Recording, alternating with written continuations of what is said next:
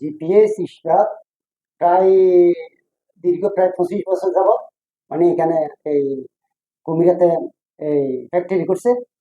উনি যখন এই 3-4 বছর অর্থাৎ 22 সালের আগে উনি ওনার কোম্পানির পরিসর যখন বড় করছে, পাহাড়ে কৃত্রিম বাঁধ সৃষ্টি করে, অর্থাৎ এইখানে যে 12 মাসি একটা ছড়া ছিল, এই ছড়ার পানিগুলা দিয়ে এই গ্রামের লোকজন এই বিভিন্ন রকমের চাষাবাদ, এই ক্ষেত কামার করে জীবিকা নির্বাহ করতো।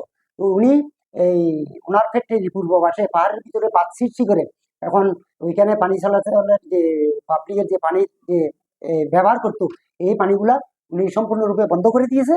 এবং বন্ধ করে দেওয়ার পর কারণে মানে এলাকাতে চাষাবাদ মানে হচ্ছে না। আর বর্ষার মৌসুমে ওই বাঁধের পানি উনি ছেড়ে দিয়ে এলাকাকে প্লাবিত করে। এছাড়াও উনি আরো কি করছে, ওইখানে সাধারণ মানুষের বাগান ছিল পাহাড়ে, 1000 পরিবার এখানে বাগান জুম চাষ করতো। এখন জুম চাষ করে তারা জীবিকা নির্বাহ করতো, তাদের ছেলেমেয়ে নিয়ে তারা অনেক সুখে ছিল। ওই কৃত্রিম বান দেওয়ার পরে মানে ওইখানে আর এই মানুষকে মানে এখানে আর তারা পথটা বন্ধ করে দিছে, যাইতেও দিচ্ছে না।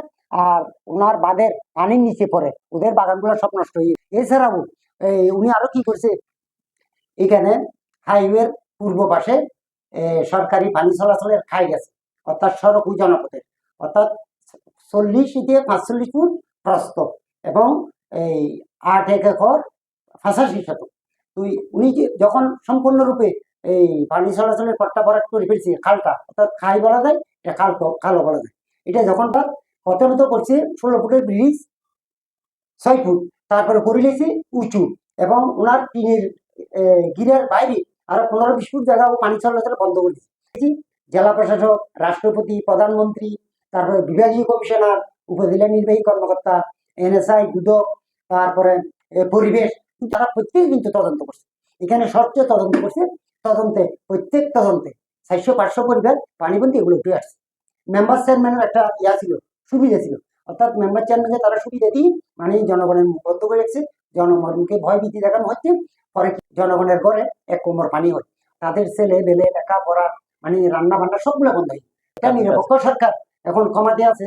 আমরা সরকারের কাছে এবং ডিপিএস এর কাছে বিনীতভাবে অনুরোধ জানাচ্ছি, এই জনগণের যে খালটা আছে, খাইটা, এটা সম্পূর্ণরূপে উন্মুক্ত করে দেওয়া হোক।